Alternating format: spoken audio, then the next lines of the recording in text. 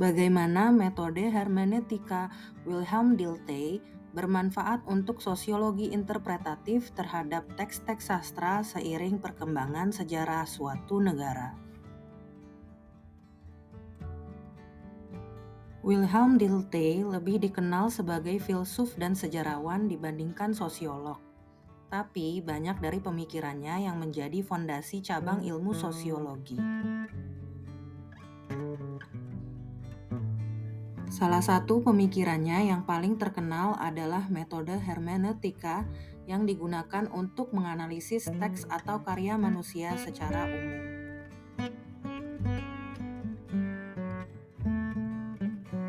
Wilhelm Dilthey menginterpretasikan teks dengan metode hermeneutika dengan memperhatikan 3 komponen, yakni Erlebnis atau pengalaman hidup penulis, Ausdruck atau ekspresi penulis yang berupa jenis teks itu sendiri, dan Verstehen atau pemahaman penerjemah teks melalui analisis teks. Interpretasi teks dengan metode hermeneutika harus menyeluruh dan mengalami proses melingkar antara interpretasi, teks, dan pengalaman hidup penulis. Karena harus beroperasi dalam lingkaran hermeneutik ini, interpretasi teks dengan metode tersebut juga harus melibatkan data ilmiah dan informasi historis yang akurat. Metode hermeneutika pernah digunakan oleh peneliti sastra Indonesia di Universitas Airlangga Surabaya untuk menelaah tulisan-tulisan Pramudia Anantatur. Tulisan Pramudia Anantatur yang berjudul Nyanyi Sunyi Seorang Bisu misalnya, merupakan Ausdruck atau ekspresi karya Pramudia yang diambil dari Erlebnis atau pengalaman hidupnya selama diasingkan di Pulau Buru.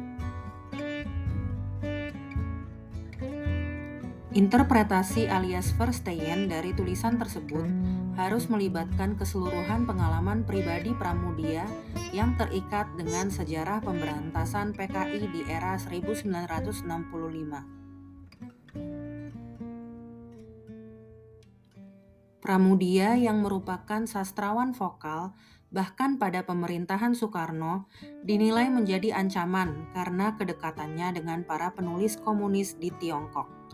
Dan hal itu membuat dirinya diasingkan hingga ke Pulau Buru.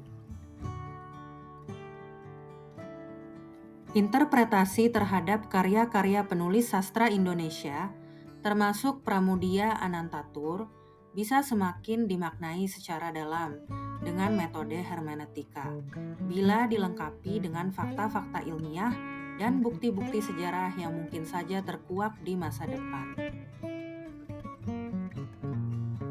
Pemaknaan terhadap teks Pramudia Anantatur yang sempat terbatas karena kurangnya akses terhadap karya-karyanya di era Orde Baru, kini dapat berubah menjadi lebih progresif, terutama setelah era reformasi.